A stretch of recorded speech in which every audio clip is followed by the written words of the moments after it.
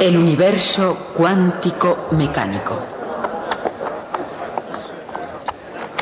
Llegamos casi al final de nuestro largo viaje a través de toda la física. Y debo decirles que tengo que hacer una confesión embarazosa. Y es que aún no tenemos todas las respuestas. Sabemos que en una escala muy pequeña el mundo está gobernado por las leyes de la mecánica cuántica. Y también sabemos que a escala cósmica muy grande el mundo está gobernado por la teoría general de la relatividad.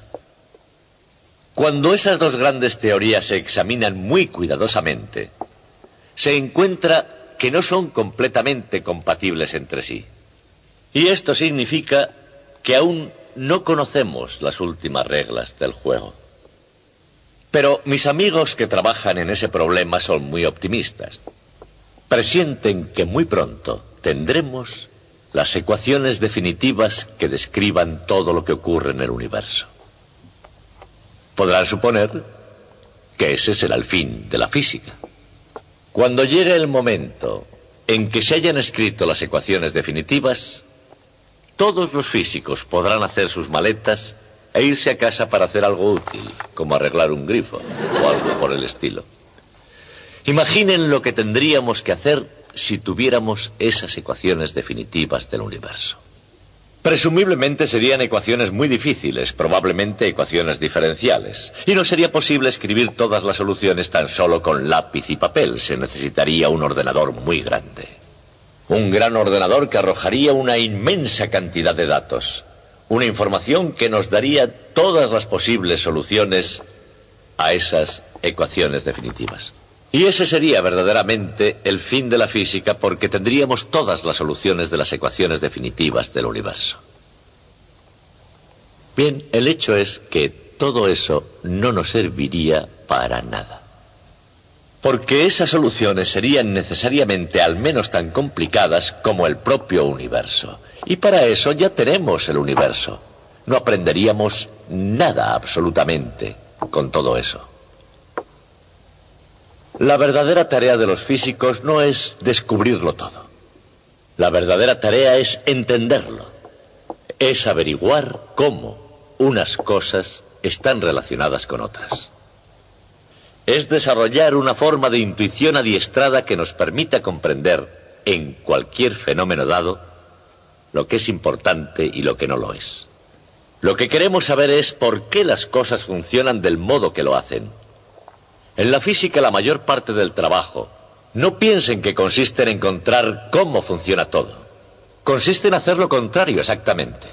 En ir separando lo sencillo de lo complicado. En hacer aproximaciones. En hacer estimaciones. En profundizar a través de las dificultades para llegar a dominar las características esenciales de cualquier fenómeno dado. Hoy echaremos una mirada atrás una vez más para ver cómo se ha realizado todo esto.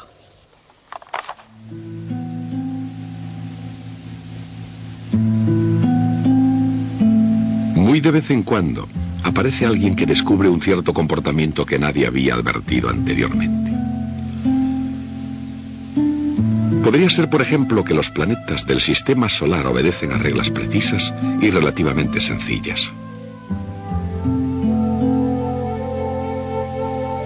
O podría ser que las rayas del espectro del hidrógeno obedecen con una precisión misteriosa a una fórmula sencilla.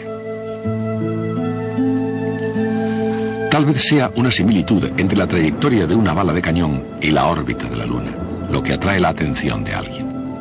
O podría ser una disposición de partículas subnucleares lo que sugiere su funcionamiento interno. Observaciones como esas jamás son meras ráfagas de inspiración. Son el resultado de interminables trabajos, de intentos y fracasos, de completos errores y verdades a medias. Y que frecuentemente, una vez conseguidas, se vuelven objeto de amargas controversias sobre a quién le corresponde el mérito.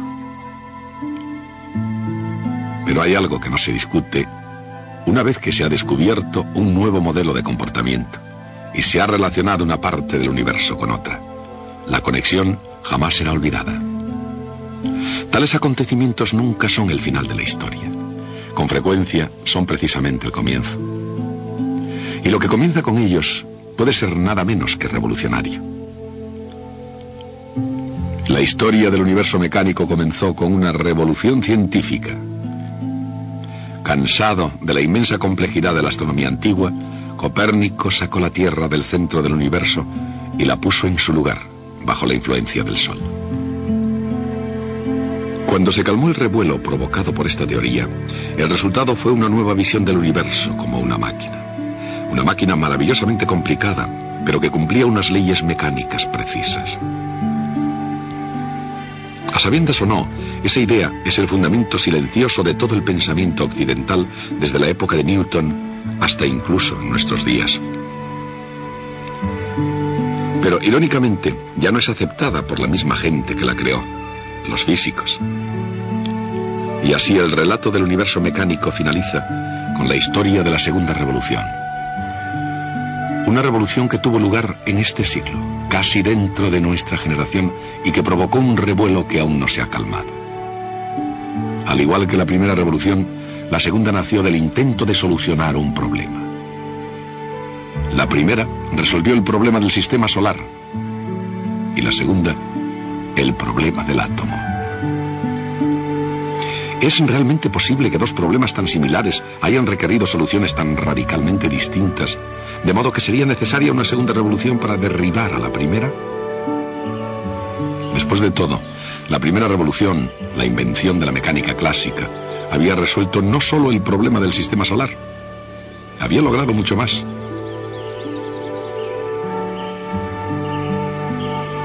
Para empezar, parecía reducir todos los fenómenos de los cielos y de la tierra a la única ecuación. Una ecuación vectorial, para ser más exactos. Una ecuación diferencial vectorial. Pero dentro de su ámbito contenía las respuestas a una asombrosa variedad de preguntas. ¿Cuál es el principio para que un reloj vaya bien de hora? ¿O el secreto de seguir una trayectoria infalible? ¿Por qué las olas del océano rompen en una playa? ¿Y por qué un puente sólido se puede derrumbar? Con respuestas a preguntas como esas, parecía que la propia mecánica clásica era una estructura que jamás se derrumbaría. En lugar de eso, que inspiraría y guiaría la exploración de nuevos campos.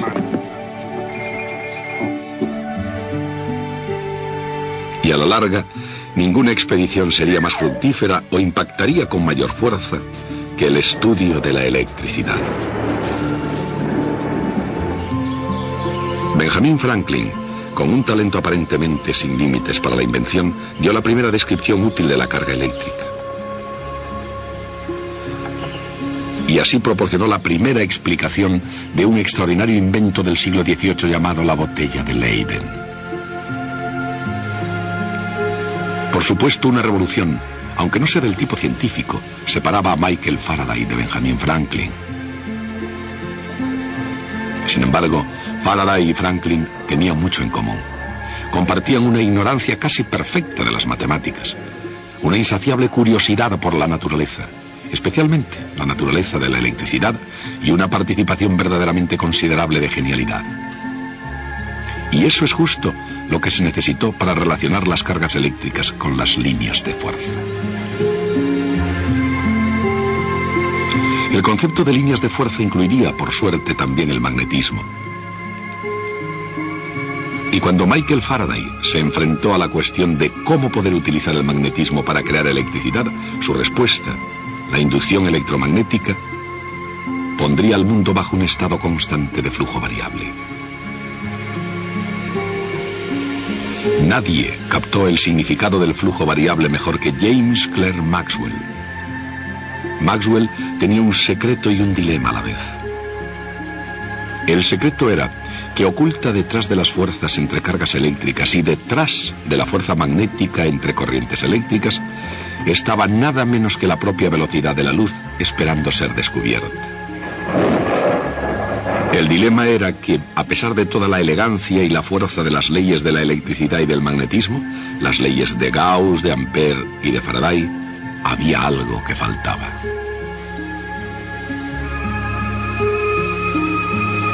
Cuando James Clerk Maxwell suministró la pieza que faltaba, la idea de que un flujo eléctrico variable podría producir un campo magnético, no solo había iluminado todo el espectro electromagnético, había completado la ciencia de la electricidad y el magnetismo.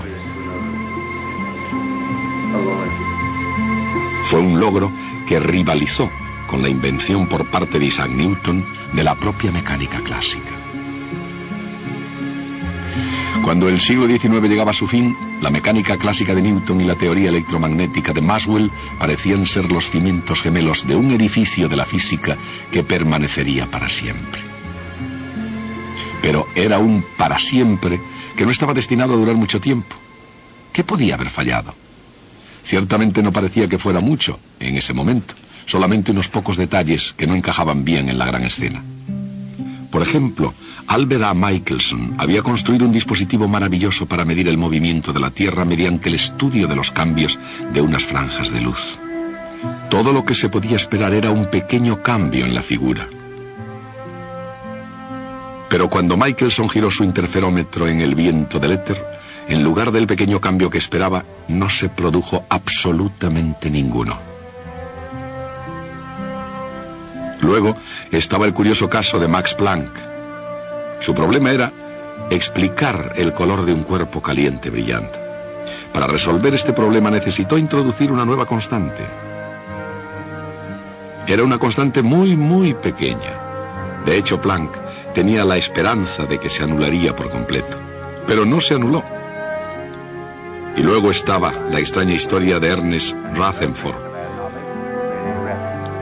Cuando bombardeó una fina chapa de oro con rayos alfa ordinarios, el experimento funcionó casi perfectamente. Casi todos los rayos alfa pasaban a través de chapa, justo como se había supuesto. Solo unos pocos rebotaban. Pero, ¿cómo podía ser eso? Ni tan siquiera uno debería rebotar. Partiendo de esos comienzos modestos surgió la nueva revolución y nadie jugó un papel más importante que el joven Albert Einstein. En el mundo de la física, el año 1905, año en el que el joven Einstein presentó su tesis doctoral, será recordado a la par que el año 1665. Año en el que el joven Isaac Newton huyó a Lincolnshire para escapar de la peste que asolaba Londres y completó lo que fue quizás su trabajo más importante. Pero a diferencia de Newton, que utilizaba su pacífico retiro para encontrar las respuestas a las revolucionarias preguntas del pasado, Albert Einstein, en 1905, hizo descubrimientos que hicieron poner en marcha la nueva revolución. El problema del interferómetro de Michelson podía resolverse, como demostró Heinrich Lorentz, si diferentes observadores medían diferentes tiempos y diferentes distancias. Pero Albert Einstein fue más lejos combinando espacio y tiempo en un continuo sin fisuras. Y la teoría especial de la relatividad de Einstein de 1905 fue solo el primer paso, no el último. Pretendiendo explicar el viejo misterio de la ley de la caída de los cuerpos, Einstein concluiría más tarde que el propio espacio, o más bien, el propio espacio-tiempo estaba curvado, dando así un nuevo giro a la ley de la inercia, una nueva explicación de la fuerza de la gravedad y una nueva teoría del cosmos. Pero nos estamos adelantando en nuestro relato. Volvamos a 1905. Albert Einstein también se dio cuenta de que tenía un modo de explicar algo llamado efecto fotoeléctrico. ¿Por qué la luz ultravioleta descargaría una placa metálica cargada eléctricamente? Lo haría si la luz llegaba en paquetes cuya energía dependiera de la frecuencia, de acuerdo con la fórmula de Max-Planck. La idea puede haber parecido bastante inocente, pero en realidad no ha habido jamás un manifiesto más revolucionario. Un siglo antes, Thomas Young había sido el primero en justificar el fenómeno de la interferencia, probando de una vez por todas que la luz era una onda.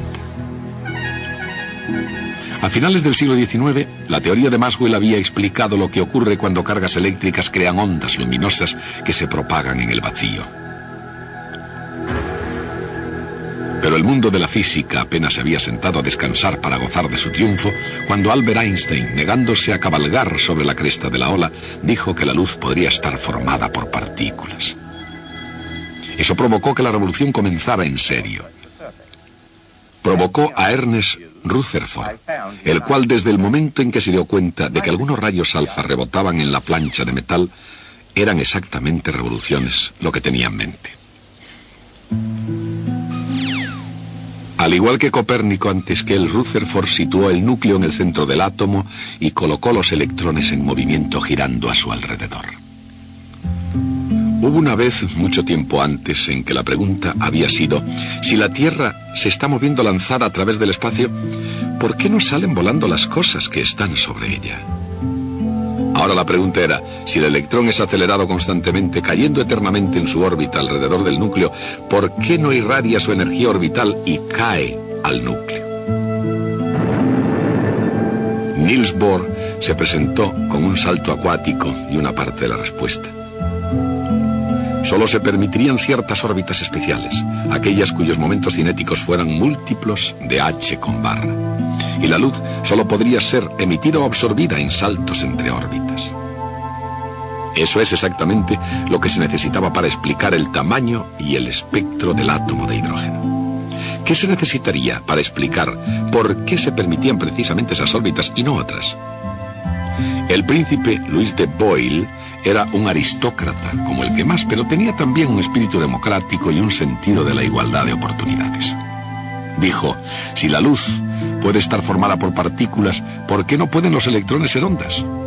Las ondas del electrón producirían interferencias constructivas tan solo en las órbitas que el doctor Bohr había organizado. Y eso realmente provocó problemas.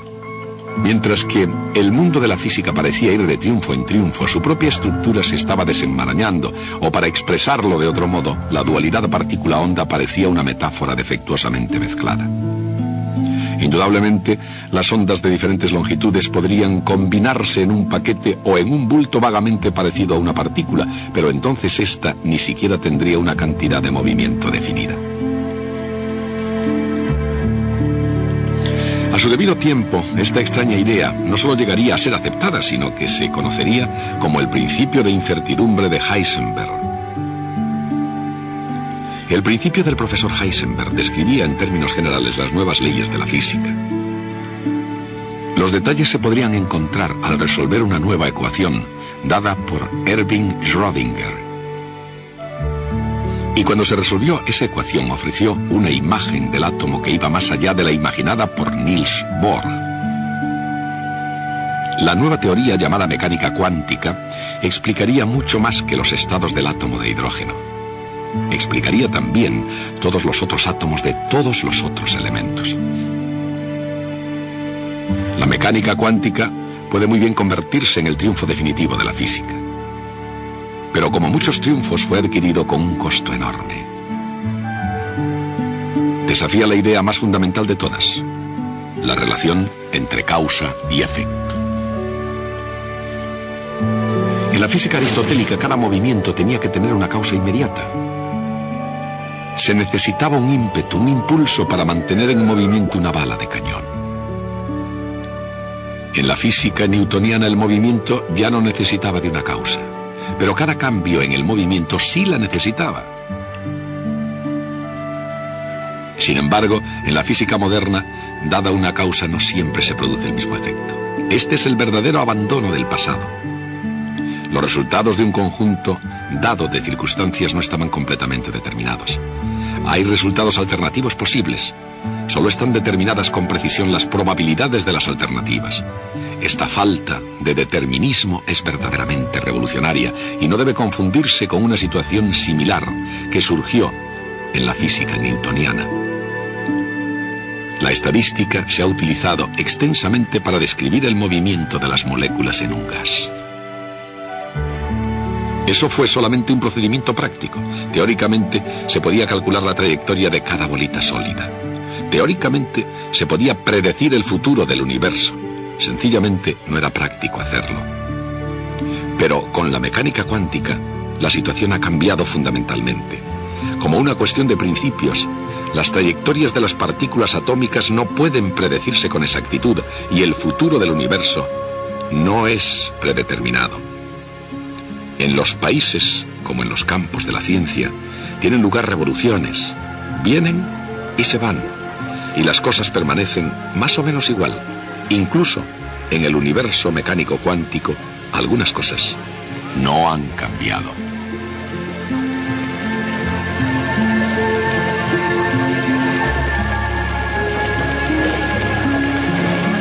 La energía se conserva, como siempre lo hizo.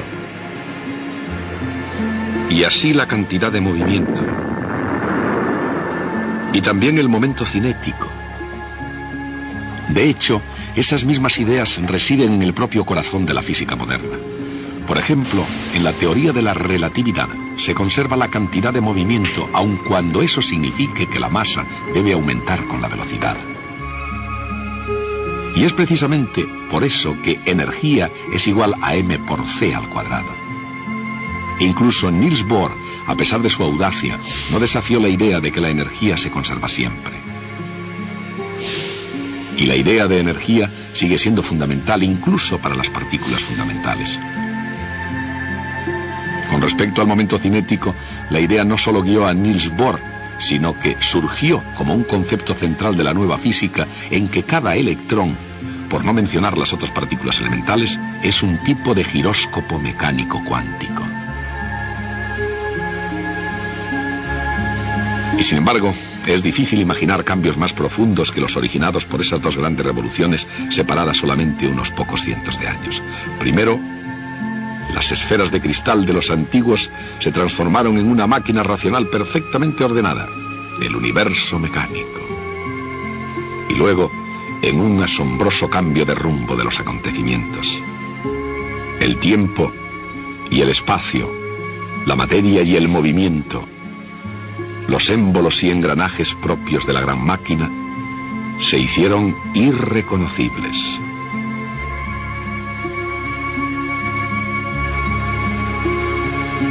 Bienvenido al universo mecánico cuántico. Bueno, este es el momento que todos estaban esperando. Nuestro largo viaje juntos a través de la física ha terminado finalmente. Pero nos queda el tiempo justo para echar una última ojeada atrás, hacia donde hemos estado. Todo el relato comenzó, por supuesto, con Copérnico. Copérnico dio un pequeño empujón al sistema aristotélico y todo se vino abajo. 150 años más tarde había sido reemplazado por la visión del mundo de Newton. Y hoy todavía la gente culta ve el mundo de esa manera. Bueno, no toda la gente culta. Resulta que los científicos ya no piensan de esa forma. En nuestro propio siglo, y de hecho prácticamente dentro de nuestra generación, ha habido una nueva revolución científica. Y las leyes de Newton ya no son la ley de la Tierra. Pues bien, esto plantea una pregunta interesante. Si ya no creemos que las leyes de Newton son verdaderas, ¿por qué nos pasamos tanto tiempo enseñándoselas a ustedes? Y otra pregunta relacionada con la anterior. ¿Es esta nueva revolución semejante a la original en el sentido en que se han reemplazado leyes erróneas por leyes correctas? La respuesta a ambas preguntas reside en el hecho de que las leyes de Newton son realmente tan verdaderas como lo han sido siempre. La luna sigue cayendo 1/20 de pulgada por segundo, como lo ha hecho siempre. Lo que hemos descubierto es que las leyes de Newton no son la última verdad.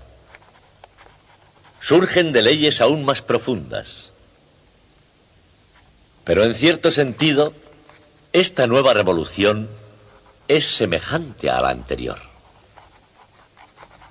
Y es que ha habido un cambio en el tipo de preguntas que formulamos. En la primera revolución científica, la disputa sobre la interpretación de la autoridad humana o divina fue, con la poderosa ayuda del razonamiento matemático cuantitativo, reemplazada por la observación. por la medición y por la comprobación de hipótesis. Y el resultado de todo ello fue el universo mecánico. Un universo que inexorablemente forjaba su destino de acuerdo con leyes mecánicas precisas y capaces de predecir. Hoy no creemos ya en ese universo. Si yo conozco la posición exacta de una partícula en un cierto instante, yo no puedo tener idea de a dónde va o a qué velocidad va. Y esa pregunta no es en absoluto diferente a preguntarse, a decir, muy bien, no se sabe a dónde va, pero ¿realmente va? Esa es precisamente la clase de pregunta científicamente sin significado. Esa es la naturaleza del mundo en que vivimos. Ese es un universo mecánico cuántico. Y hoy no puedo decirles hasta el próximo día. Hoy lo que les digo es adiós y buena suerte.